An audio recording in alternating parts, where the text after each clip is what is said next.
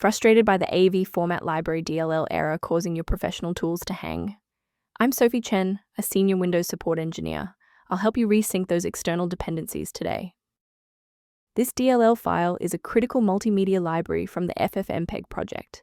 It handles the muxing and demuxing of audio and video streams, allowing software to read and write common container formats like MP4, MKV, and AVI on Windows.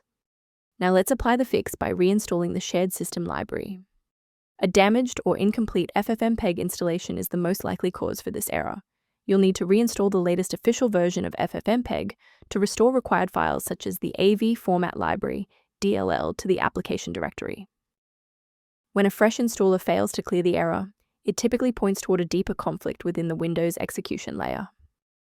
A standard reboot clears out temporary memory conflicts and gives the Windows loader another chance to properly register the Avformat library component during startup. Before you restart, bookmark this video or hit the like button.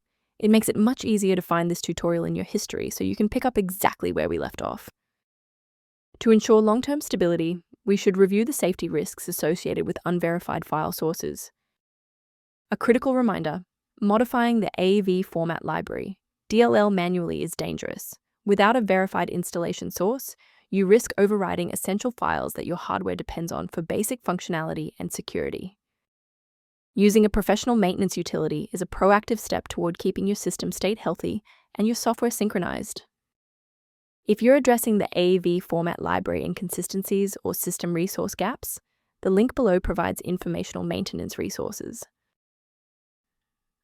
I'm Sophie Chen. If this guide resolved the DLL error preventing FFmpeg from launching, please subscribe for more verified engineering fixes.